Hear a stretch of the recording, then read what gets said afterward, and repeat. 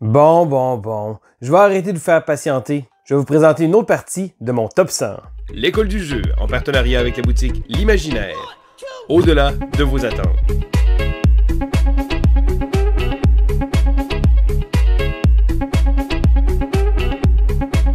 Bonjour et bienvenue à l'école du jeu, mon nom est Sylvain et on se retrouve aujourd'hui pour continuer mon top 100. Alors si jamais vous suivez la chaîne, il y a quelques semaines, j'ai commencé à faire le tour de mes 100 jeux favoris de tous les temps. Donc j'ai décidé de faire mon top 100 à la suite d'un palier qu'on avait sur notre Patreon. D'ailleurs, si jamais ça vous intéresse, allez voir dans les commentaires pour voir le lien pour nous supporter via Patreon.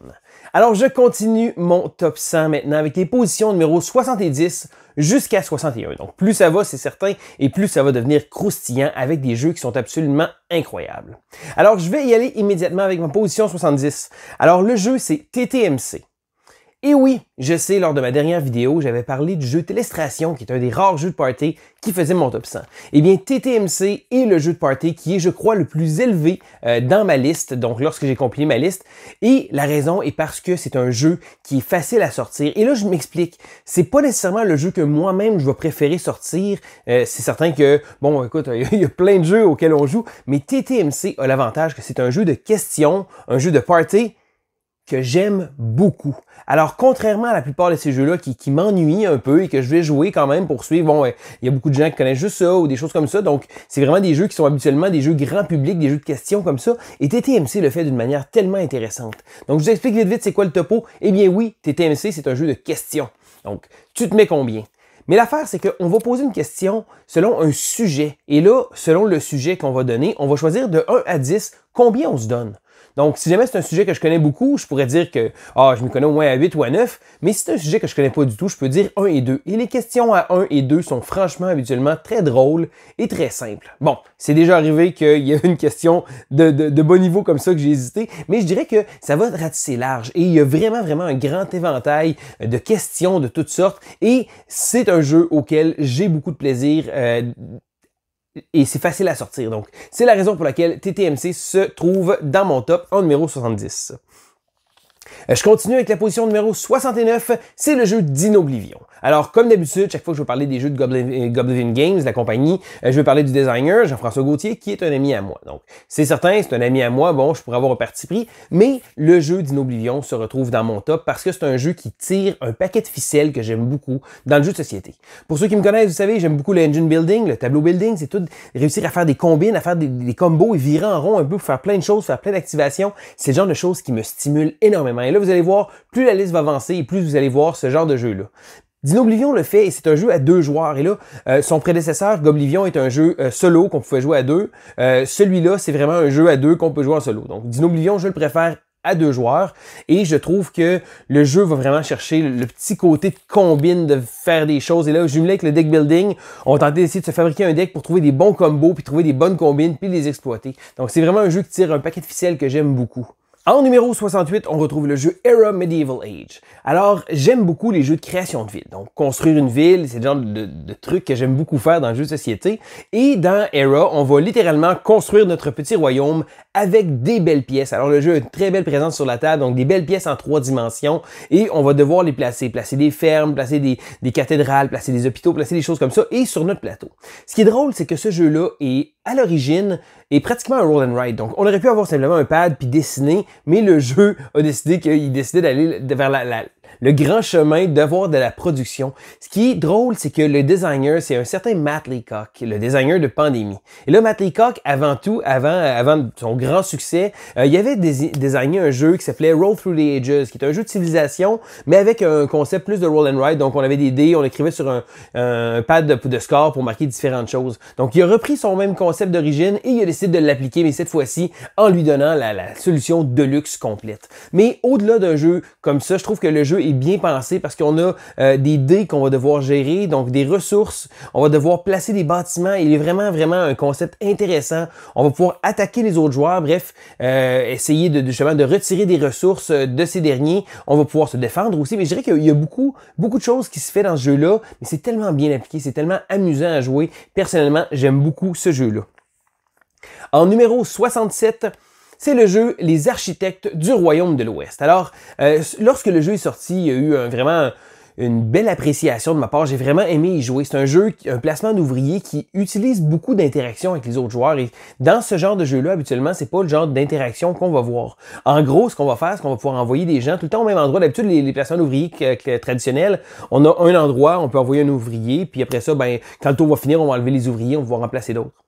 Ici, dans l'architecte, on va avoir des endroits, et là, plus il va y avoir d'ouvriers qui vont être là, et plus l'action va être bonifiée. Donc, si jamais j'ai un petit bonhomme, puis je l'envoie là, je le place sur la pièce, je vais recevoir un bois. Mais après ça, le tour d'après, je peux prendre un autre bonhomme et le placer. Et là, étant donné qu'il y a deux personnes là, ça va être 2 bois que ça va donner, donc ça va devenir exponentiel. Le X, c'est qu'à un moment donné, il va falloir voir ce que les adversaires font faire parce qu'on va pouvoir envoyer la police. Donc, thématiquement parlant, c'est quand même bien pensé parce que, bon, s'il y a un attroupement, les gens n'aiment pas ça, ils n'aiment pas ça que ça s'organise, que les civils s'organisent, donc ils vont envoyer la milice, essayer de briser ces rassemblements-là. Donc, j'ai trouvé que le concept était bien fait avec le côté d'interaction que ce jeu-là amenait. C'est vraiment rafraîchissant côté placement d'ouvriers. Seul bémol, je trouve que le jeu a vraiment toute sa splendeur avec beaucoup de joueurs parce que, étant donné le niveau d'interaction qu'il y a, je trouve ça plus intéressant jouer à 4 personnes au moins plutôt que de jouer à 2 joueurs. Je continue en numéro 66 avec le jeu qui s'appelle Azul. Je pense que pratiquement tout le monde a entendu parler d'Azul. Lorsque le jeu est sorti, il y a eu un gros buzz.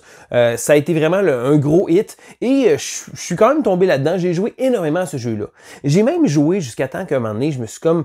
Là, chaque fois que j'avais de nouveaux mondes qui venaient jouer avec moi, je leur présentais tout le temps Azul. C'est un jeu qui sortait avec les couples d'amis. Et là, à un moment donné, je me suis brûlé un peu de ce jeu-là. Mais je dois reconnaître que c'est un bon jeu. C'est un jeu qui est bien pensé. En gros, ce qu'on va faire, c'est qu'on va faire du draft de tuiles. On va avoir des petites tuiles qui ont l'air d'ailleurs d'avoir des petits bonbons comme des Jolly Ranchers, et on va devoir les placer sur un plateau. Mais le jeu devient tellement tendu parce que au départ, on essaie de se concentrer sur ce qu'on va faire, mais plus ça va aller, plus on joue, on se rend compte qu'on peut bloquer les autres en leur donnant justement des tuiles qu'ils ne pourront pas placer, donc perdre des points. Et là, je dirais qu'à 2 joueurs, ça peut devenir assez méchant comme jeu. Mais je dirais qu'en faisant ma revue de mon top, j'ai repensé à ce jeu-là, puis j'ai rejoué il y a quand même pas si longtemps, et je pense que sur le coup, j'avais beaucoup trop joué. Le jeu avait beaucoup trop d'exposition, et je pense que ça l'a nuit un peu à ça. Mais avec du recul, je peux dire que c'est franchement un bon design, puis c'est un jeu que je pourrais présenter à pratiquement n'importe qui, et c'est un jeu qui va bien passer avec pratiquement n'importe qui. Donc c'est certain, il serait pas mon premier choix dans une soirée de gamer, mais je pense que ce jeu-là, comme bien fait, justement, d'être facile d'accès et d'être facile à sortir aussi. Le jeu, il a sorti 3 versions différentes, et là, je pense que je vais les mettre les 3 dans la même version. Je pense que l'original, c'est mon favori, mais il y a aussi Pavillon d'été qui est sorti et les vitraux de Sintra. 2 versions intéressantes qui offrent des choses différentes, mais je pense que l'original, je pense qu'il va mériter sa place comme chef de file pour Azul. Je suis rendu en numéro 65 et là, je sors un petit nouveau. De temps en temps, il y a des jeux qui nous font un plus gros impact. Et là, souvent, il faut faire attention parce que oui, on va être influencé par l'impact qu'un jeu nouveau a. Bon, ok, c'est la petite nouveauté, c'est normal, il va se placer plus haut. Mais encore une fois, quand je fais mon top, j'essaie d'y aller avec un peu de recul puis de regarder voir où est-ce qu'il se positionne par rapport à d'autres jeux que je vais peut-être jouer moins souvent, mais qui vont être tout aussi intéressant. Le jeu, c'est Warp's Edge. Alors, Warp's Edge est un jeu qui se joue uniquement en solo. Donc, c'est certain qu'il faut aimer ce type de jeu-là, mais j'ai trouvé que c'était tellement intéressant parce que, de un, du matériel vraiment génial parce que même si c'est une petite boîte, lorsqu'on l'ouvre, on a une petite insert qui est très pratique avec des jetons parce que Warp's Edge est un bag builder. Donc, on va construire avec des jetons dans un sac et là, on va brasser dans le sac et retirer un certain nombre de jetons qui vont nous donner des actions qu'on va devoir faire. Ensuite, on va pouvoir acheter d'autres jetons et ainsi de suite. Et là, on va tenter de devoir battre des vaisseaux ennemis. Parce que le jeu Warp's Edge, le but, c'est de battre le gros vaisseau ennemi. Et là, il y a plein de petites flottes de vaisseaux qui vont nous attaquer. Et on va devoir justement tenter de survivre. Je dirais que le concept de backbuilding est tellement bien appliqué. La présentation, le fait qu'on n'ait pas besoin, on sort juste l'insert, on enlève le petit truc de plastique. Et nos petits jetons sont prêts à jouer. Je pense que le jeu a une simplicité de mettre sur la table. Ça se peut qu'on perde radicalement et qu'on recommence parce que c'est un jeu qui a un petit goût de revenez-y. Les parties sont pas trop longues et j'aime ça parce qu'il y a quand même la variété. Bon, on a 4 vaisseaux différents. Il y a 4 ou 5 méchants. C'est certain qu'à force de jouer, je pense que j'aimerais peut-être en avoir plus, mais c'est pas nécessairement que le jeu n'a pas de rejouabilité, c'est juste parce que j'ai vraiment aimé ce jeu-là et que j'ai aimé y jouer. Donc c'est certain que j'ai même pas encore fait toutes les permutations possibles des combinaisons, mais je trouve que c'est un jeu qui est le fun à sortir. Puis je pense que c'est le genre de jeu même qui pourrait peut-être plaire aux gens qui trippent un peu moins sur le jeu solo parce que le jeu est vraiment bien pensé, le jeu est vraiment bien fait et c'est Warp's Edge. Je continue en numéro 64, c'est le jeu Deus. Je vous parlais tantôt des jeux qui sont frais, hein, comme Warp's Edge, que je viens juste de parler. Deus, j'ai regardé et je pense que ça doit faire pratiquement 4 ans que j'ai pas joué à ce jeu-là. Mais ça fait 4 ans que j'y ai pas joué, mais ça fait 4 ans que ce jeu-là, je me dis, il va falloir que je le ressorte. Il est toujours sur le bord d'être sorti, mais il y a une nouveauté qui prend sa place, quelque chose comme ça. Il est encore dans ma collection, il est encore là, et c'est un jeu que j'ai énormément envie de rejouer. Puis là, en regardant ma liste, je me dis, Colin de Bin, c'est vrai, Deus a vraiment un bon design, un jeu intéressant. Alors, dans Deus, on va tenter de devoir se positionner avec différents bâtiments qu'on va placer sur un plateau de jeu. Donc, on va avoir un petit côté d'étendre son territoire, des choses comme ça. Mais à la base, le jeu est un jeu de tableau building. Donc, on va avoir un tableau devant nous et on va construire des cartes. Ce qui est intéressant, c'est que les cartes, selon la section qu'elles vont être, lorsqu'on va les activer, elles vont s'activer toutes en cascade. Et là, je trouve que le concept est tellement intéressant. Gestion de ressources, gestion de cartes, gestion de territoire, on va contrôler ça. Je pense que Deus a tellement de petites choses qui vont pour lui. C'est un jeu qui est vraiment, vraiment phénoménal puis qu'on n'entend pas assez parler parce que bon, c'est un jeu qui a peut-être été oublié par le temps. Il y a tellement de nouveautés qui sortent. Mais Deus est vraiment un jeu fantastique et je me suis donné comme but dans ma résolution ludique de rejouer cette année à ce jeu-là. D'ailleurs, j'avais acheté une extension que j'ai même pas essayé encore, Égypte, mais j'ai pas encore essayé l'extension, donc j'ai très hâte de l'essayer. On est rendu au numéro 63 et c'est le jeu Viticulture. Alors, Viticulture est un jeu qui, bon, je regardais avec mes listes précédentes, a pris une petite descente un peu. C'est pas contre le jeu, c'est parce que, bon, il y a tellement de jeux qui existent que ça devient difficile de réussir à isoler ceux-là qu'on préfère. Mais Viticulture est un jeu de placement d'ouvriers où on va devoir tenter de gérer un vignoble. Donc, on va devoir récolter des raisins, les faire fermenter, faire du vin, produire du vin rouge, du vin blanc, du rosé, remplir des commandes, des choses comme ça.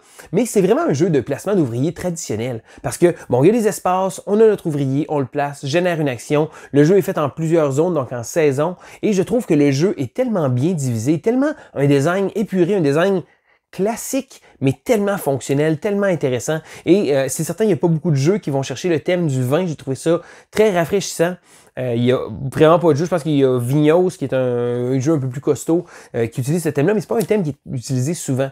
Et bien sûr, bon, certains qu'on aime ou qu'on n'aime pas, la compagnie Stonemaier Games qui produit ce jeu-là a de très belles productions. Donc, c'est vraiment souvent des jeux qui ont une belle qualité de production. Et peut-être que je sais qu'il y a du monde qui les aime pas, mais c'est certain que la présentation est vraiment magnifique. Et je pense que c'est un jeu qui fait quand même tourner des têtes, malgré le fait que ça fait déjà une couple d'années. Le jeu est maintenant rendu, bon, il y a une extension aussi qui s'appelle Toscany, qui vient juste donner une coche de plus au jeu. Parce que Viticulture tout seul est un bon jeu, mais avec Toscany, ça rajoute un paquet de petits éléments, des modules. Et là, ça prend un tremplin pour le transformer un bon jeu en jeu qui est excellent. Donc, c'est la raison pour laquelle il fait mon top. Je continue, on est rendu en position 62. C'est le jeu Dinosaur Island. Ben oui, le petit gars en moi, il a toujours aimé les dinosaures. Hein, puis là, mon fils s'est lancé dans une vraie phase de dinosaures aussi. Mais Dinosaur Island a tellement de petits côtés intéressants. On va gérer un parc d'attractions, un parc de dinosaures, et on s'entend, c'est clairement Jurassic Park, le jeu de société. Parce que malgré le fait qu'il n'y ait pas le IP, la propriété intellectuelle de Jurassic Park, c'est clairement ça qu'il visait. Le look est très rétro, années 80, néon, rose. Il y a beaucoup de gens qui n'aiment pas la présentation visuelle. Moi, je l'adore. Je trouve ça vraiment génial. Et je trouve que c'est un jeu qui est le fun parce qu'on va gérer des ressources, bon, de l'ADN pour produire différents dinosaures. Et là, le jeu est tellement bien divisé. Chacune des phases a une zone précise. Et là, au départ, quand on regarde le jeu, ça a l'air d'être un véritable bordel. Mais chaque section est tellement bien placée, tellement bien organisée que le jeu, vraiment, il est le fun à jouer. J'ai rejoué il n'y a pas si longtemps que ça. Puis je me suis rappelé pourquoi j'aimais vraiment ce jeu-là. C'est plein de petites choses individuelles et le fait que, bon, on gère notre parc de dinosaures, hein, on a des touristes qui vont venir. C'est vraiment, vraiment un jeu que j'apprécie beaucoup. On est rendu en position numéro 61 et la dernière position de ma vidéo d'aujourd'hui, c'est le jeu Tapestry. Ah oui, un autre Stonemaier Games. Alors encore une fois, un jeu qui a fait couler beaucoup d'encre, que ce soit le hype, le fameux hype que les gens parlent, parce qu'on se le cachera pas, Jamey Stegmaier est un maître du marketing, mais la plupart du temps, il offre des produits que moi j'aime, qui vont me chercher. Je sais que c'est pas pour tout le monde, mais Tapestry avait fait couler beaucoup d'encre. Il y a beaucoup de gens qui en ont parlé en bien, en mal. C'est certain que c'était difficile un peu de s'orienter ça. Hey, un jeu de civilisation. Bon, je vais mettre tout de suite les points sur les i. C'est un jeu au thème de civilisation. Donc, c'est pas vraiment un jeu de civilisation comme on pourrait s'attendre avec un Clash of Culture, quelque chose comme ça.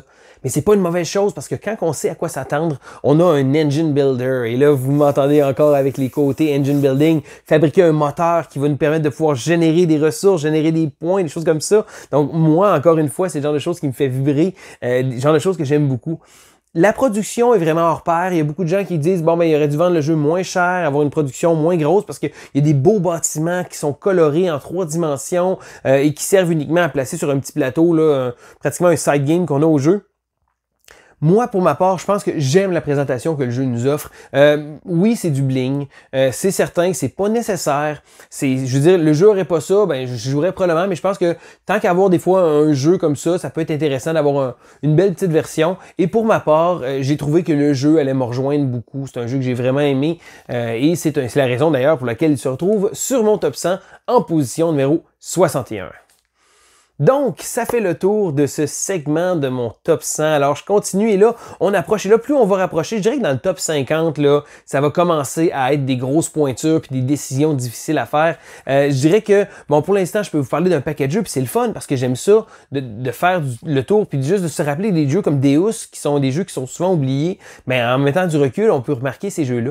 D'ailleurs, dans les jeux que je vous ai nommés, y a-t-il des jeux que vous trouvez qui sont peut-être trop bas sur la liste ou qui devraient être plus hauts ou encore des jeux que vous seriez intéressé d'en entendre un peu plus parler? Gênez-vous pas, marquez-les dans les commentaires, ça me fait toujours plaisir, j'aime ça parce que je vais lire pratiquement tous les commentaires, j'aime ça essayer de répondre, d'interagir avec vous autres, je trouve ça le fun parce que, bon, les gens, ils parlent beaucoup de leurs expériences des jeux que j'ai nommés puis je trouve ça vraiment génial puis je vais vraiment...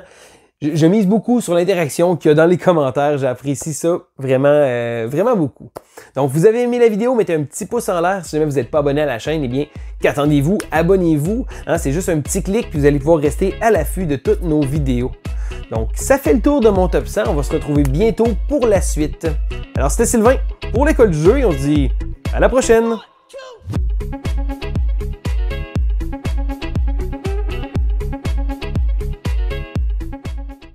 Spoiler alert, en position 58 de ma prochaine vidéo, ça va être le jeu Patchwork, mais